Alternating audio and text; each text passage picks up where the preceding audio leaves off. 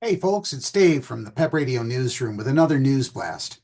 Representative Stephenie Scialabba is reintroducing a bill in the Pennsylvania House that would require parental notice and consent for children to join school-based extracurricular clubs and activities. In her memo to colleagues asking for their co-sponsorship and support, she says, participating in school clubs and organizations can be a valuable experience for students.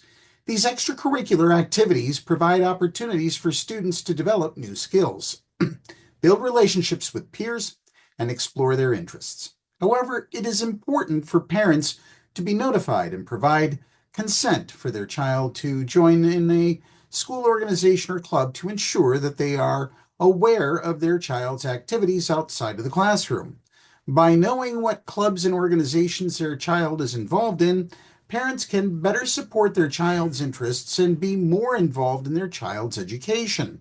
This can include attending events or meetings, providing transportation, or even volunteering to assist with the organization or club.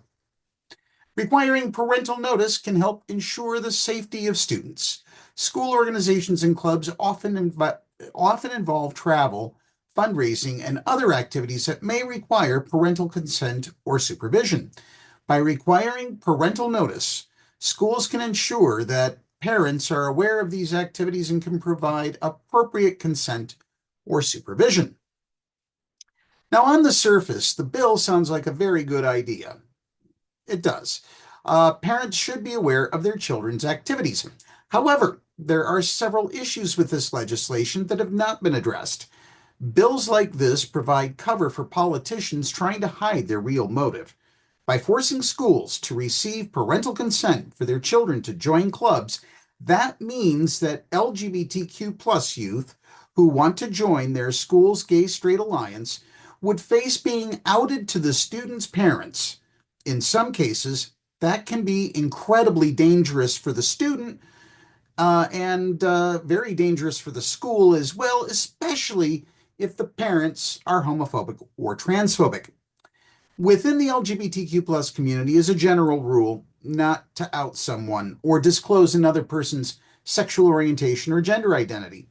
Bills like this one will only enhance the feelings of separation and anxiety and lack of community and friendship that most LGBTQ plus youth already have. If by joining the GSA, the school will intentionally out the student to that youth's parents, that potentially puts the student's home residence in jeopardy. According to the Trevor Project, overall, 28% of LGBTQ youth reported experiencing homelessness or housing instability at some point in their lives. Nearly half, 44% of Native, Indigenous, LGBTQ youth have experienced homelessness or housing instability at some point in their life, compared to 16% of Asian American Pacific Islanders, 27% of Latin LGBTQ youth, 27% of white LGBTQ youth, 26% of Black LGBTQ youth, and 36% of multiracial LGBTQ youth. So where race and intersection is an intersection with sexual orientation and gender identity, students are in greater and greater risk. Think about this, representatives and senators, before you push this bill through committee. We encourage you to check out the action page of the Pennsylvania Equality Project at paequality.com.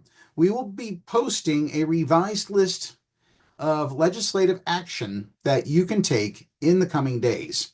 That's the News Blast at this hour. Now back to more music on Pep Radio.